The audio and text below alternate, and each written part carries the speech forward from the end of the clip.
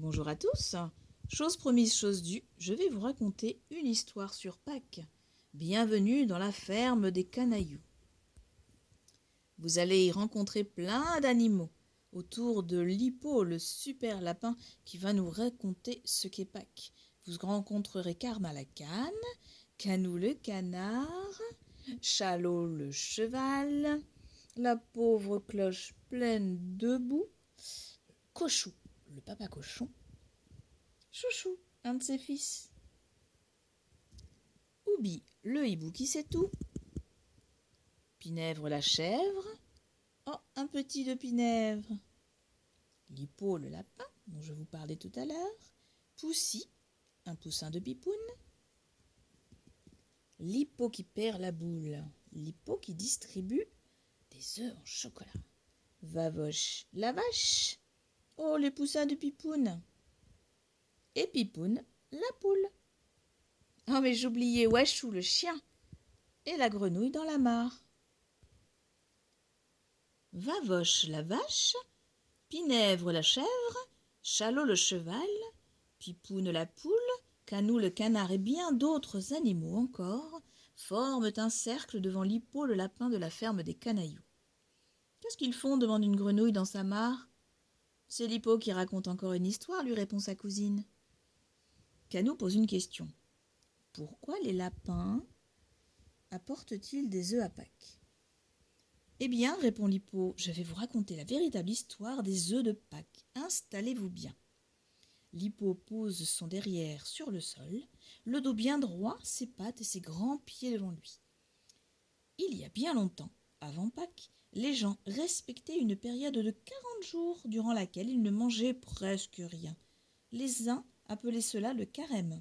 Les autres se préparaient juste à la profusion de nourriture qu'allait offrir la belle saison après un long hiver sombre et sans récolte. Il n'empêche que les poules, pendant que personne ne mangeait, continuaient à pondre. Le jour de Pâques, qui marquait la fin du carême, il y avait tant d'œufs qui n'avaient pas été mangés que les enfants les distribuaient dans tous les villages, et cela donnait lieu à des fêtes où l'on célébrait l'arrivée du printemps. Les gens ont peu à peu perdu l'habitude du carême, et pour le coup il n'y avait plus d'œufs à distribuer. Pour continuer de fêter Pâques, de grands pâtissiers ont eu une grande idée. Ils ont cherché à fabriquer des œufs dans une autre matière, aussi riche que le jaune de l'œuf et aussi bonne à déguster. « Le chocolat !» s'écrie Poussy, l'un des poussins de Pipoune. « Eh oui, le chocolat !» Mais il fallait que quelqu'un distribue les œufs le jour de Pâques, sans qu'ils aient le temps de fondre. Dans certaines régions, ils ont fait appel à des lapins, qui, dans la rosée du matin, déposent les œufs dans les jardins. D'autres ont eu l'idée d'utiliser les cloches, qui rentrent dans leur clocher le jour de Pâques. Parfois, les lapins sont coquins et cachent les œufs pour que les enfants s'amusent à les chercher. Lippo tend le doigt en direction de la ferme. « Regardez, les enfants du fermier fabriquent des paniers. C'est bientôt Pâques. Je ne vais pas tarder à partir moi aussi un soir et revenir le lendemain avec des œufs et autres objets en chocolat que je cacherai dans le jardin. » Puisque tu sais tout sur Pâques, comment font les enfants qui n'ont pas de jardin ? Demande un des poussins de Pipoune la poule. Voilà une bonne question. Eh bien, figure-toi que nous y avons pensé. Lorsqu'il y a un animal de compagnie dans la maison ou dans l'appartement, eh bien, c'est lui qui cache les œufs. Mais lorsqu'il n'y en a pas, eh bien, nous mettons tout devant les fenêtres et les adultes de la maison les ramassent et les cachent dans les pièces pour amuser les enfants. Parfois, ils ouvrent les fenêtres et alors les cloches se baladent dans toute la maison avant que les enfants ne se réveillent et elles jettent des chocolats partout. Quelque temps plus tard, un matin, Lippo court partout en agitant les bras, avec un air totalement affolé. Tous les habitants de la ferme se demandent ce qui peut bien lui arriver. Ils crient « J'ai oublié, j'ai oublié !» « Mais qu'est-ce que tu as oublié ?» demande Karna la cane. « La distribution de Pâques, pardi, j'ai oublié d'aller chercher les œufs en chocolat. »« Mais qu'est-ce que tu racontes ? Tu as tout distribué, regarde ! Les enfants de la ferme sont sortis avec leur panier. Ils vont ramasser tous les œufs que tu as cachés. » Oh, rien à faire. Lippo court toujours dans tous les sens, en jetant des yeux ronds partout. Il découvre des œufs, des poules en chocolat qui regardent avec leurs yeux en sucre glace, des poussins de toutes les couleurs. Mais, ce n'est pas moi qui les ai cachés. Mais qui a distribué à ma place? Mais qui a pris ma place? Oh, Lippo a les jambes qui flageolent. Il titube et devant tant d'émotions, il finit par tomber dans les pommes. Tous les animaux se pressent autour de lui. Et qu'est-ce qu'il a demande Vavoche la vache. Avant que quiconque réponde, on entend de petits rires satisfaits. Tous les animaux se retournent et voient les petits cochons qui se donnent des petits coups de coude en riant. Leur papa les sermonne, reconnaissant cet air fripon chez ses fils. « Qu'est-ce que vous avez encore fait ?» Les petits cochons font mine de rien, mais intimides. Dong retentit derrière eux. Oh, ils se serrent davantage les uns aux autres comme pour cacher quelque chose. Chonou, leur papa, s'approche et les force à s'écarter. C'est alors qu'une pauvre cloche apparaît, toute tremblante de peur. Ses petites ailes sont tellement pleines de boue qu'elle ne peut plus voler. « Mais pourquoi avez-vous attrapé cette pauvre cloche ?»« Bah, pour faire une blague à Lippo. C'est bien réussi, non ?»« Tellement bien, les gronde Chalot, le cheval, qu'il est devenu gaga. Vous devriez avoir honte. » « Comment avez-vous fait ? Hier, comme c'était la veille de Pâques, nous savions que Lippo allait partir en douce et revenir pendant la nuit avec plein d'objets en chocolat, des œufs, des poussins de toutes les couleurs, qu'il allait cacher tout ça dans le jardin. Nous avons cueilli des herbes calmantes, celles que maman nous a bien dit de ne jamais manger parce qu'elles font tourner la tête et dormir. Nous les avons données en cadeau à Lippo. Nous savions qu'il les mangerait, il est tellement gourmand. Ensuite, il est parti dormir, et il vient juste de se réveiller. Le jeune cochon reprend son souffle et poursuit. Comme l'autre jour, Lippo nous a parlé des cloches qui passent, nous avons guetté, et nous en avons attrapé une. Nous lui avons lancé des boules de boue avec nos lance-pierres. En voulant les éviter, elle a mis plein de chocolat partout. Et puis, elle a fini par tomber dans notre mare de boue. Ne peut s'empêcher d'ajouter le Benjamin des frères cochons avec sa voix qui ronfle.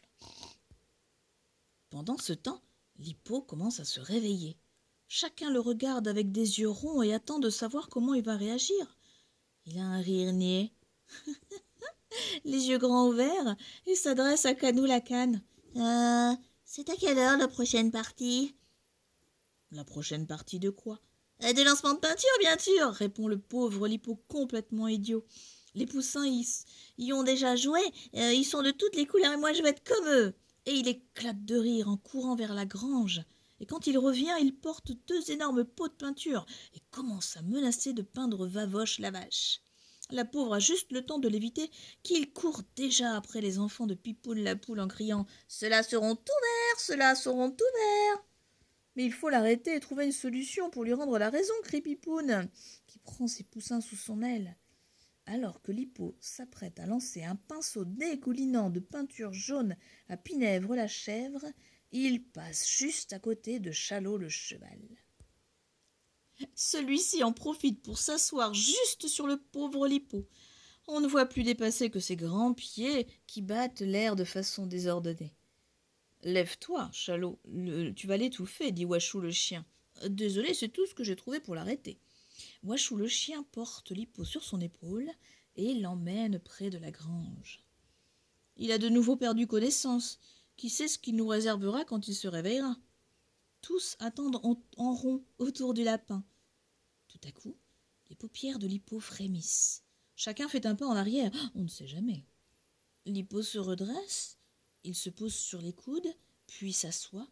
Il se frotte les yeux, regarde ses amis et demande « Quoi ? Qu'est-ce qu'il y a ? Pourquoi est-ce que vous me regardez comme ça ? Tu te sens bien ? Bah oui, pourquoi ? Lippo se lève et s'étire. Il se frotte les reins, toujours en souriant. C'est étrange, j'ai mal partout. Ses amis se regardent amusés. C'est parce que tu as reçu un cheval sur le dos, lui certifie Pinèvre la chèvre, lançant une œillade à Chalot le cheval. Tous les animaux regardent Lippo en remuant de la tête de bas en haut, comme pour dire « Si, si, c'est vrai. » Mais vous avez tous perdu l'esprit ou quoi ? Nous sommes heureux de voir que tu vas bien, dit Oubi le hibou qui sait tout.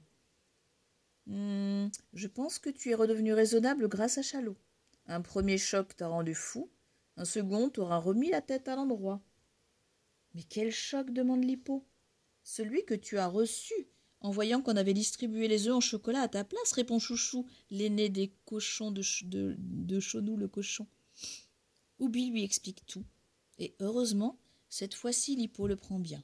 Bah, l'important est que les enfants aient eu leur chocolat et que la cloche se porte bien. Après un bon nettoyage, la cloche justement a pu repartir. Tout est rentré dans l'ordre. Enfin, presque tout. Parce que, depuis, Lippo est devenu somnambule. Il a repeint toutes les barrières de la ferme, de toutes les couleurs. Mais ça, c'est une autre histoire que je vous conterai une autre fois.